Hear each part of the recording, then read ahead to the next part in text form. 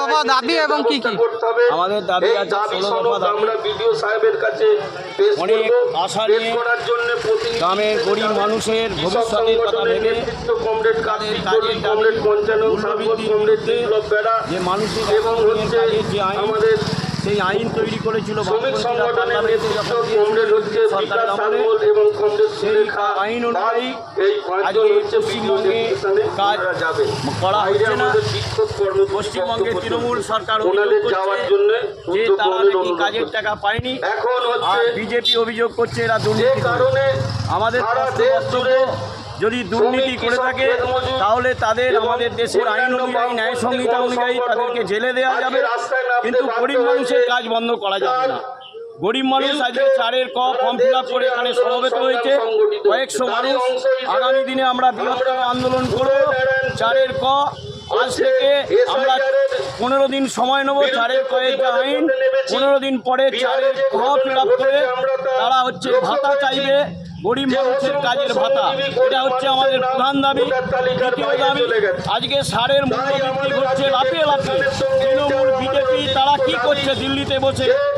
সারের মোদি যেদিন ক্ষমতায় এলো 450 টাকা ডিএপি, আজকে 2200 টাকা ডিএপি। আমাদের রাজ্যে তৃণমূল এবং বিজেপি কেন্দ্রের তাদের কোনো ভূমিকা নেই।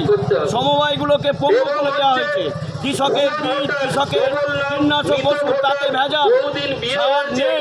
কৃষক এমনকি সর্বশান্ত হয়ে যাচ্ছে। নতুন যে কৃষি বিপণন আইন, যে আইনে কৃষকের ফসল বিক্রি করার অধিকার নেই, এই জন্য আমরা কৃষকের ফসলের লাভের দাম চাইছি।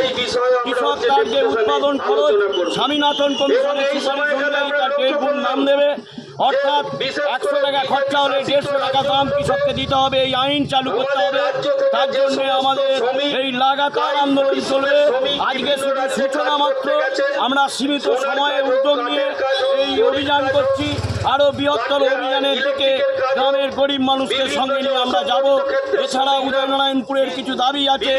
আমাদের বিভিন্ন মাঠে প্রতি বর্ষণে যে বৃষ্টির জল সুলতানপুর, গজা, ধূরকালি, আমাদের হরিশপুরের বিভিন্ন গ্রাম, আমাদের সীতাপুরে জলমগ্ন হয়ে থাকে, তার জন্য নিকাশির যে সমস্যা তার সমাধান নেই।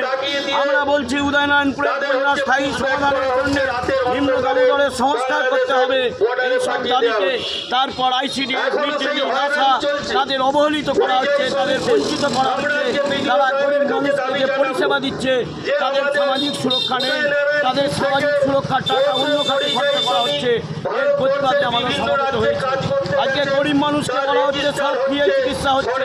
হসপিটালে গেলে একটা এক্সরে নেই, একটা এমআরআই নেই, একটা ব্লাড ব্যাংকের রক্তের জন্য মানুষ হাপিত্তস হয়ে ঘুরছে।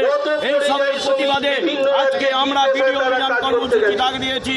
এই অভিযান কর্মসূচি সামগ্রিকভাবে সফল করার জন্য যে কয়েকশো মানুষ সমবেত হয়েছেন তাদেরকে ধন্যবাদ, অভিনন্দন জানাচ্ছি। এবং আগামী দিনে উদয়নারায়ণপুরের সমস্ত গরিব শ্রমজীবী মানুষ জনমন নিয়ে বিচেছে তাদেরকে করবেন। আর সবশেষ আমি বলবো যে পরিযায়ী শ্রমিক আজকে আমাদের উদয়নারায়ণপুরে বিভিন্ন দেশে তারা আজকে এই পরিযায়ী শ্রমিকদের উপর আক্রমণ নামিয়ে আনাচ্ছে বাংলা ভাষার নামে ভারতবর্ষের বিভিন্ন প্রান্তে।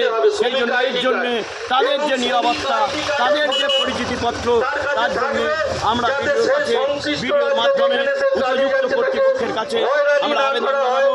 সেই জন্য আমাদের ভিডিও ডেপুটেশন নামে আমরা বলছি ভিডিও এই অভিযান সফল করার জন্য যারা বাইরের রাজ্যে কাজে যাচ্ছেন সেখানে এখানকার রেশন কার্ড নিয়ে সেইখানে যাতে তারা রেশনের সুবিধা ভোগ করতে পারে, এই ব্যবস্থাও সরকারকে গ্রহণ করতে হবে।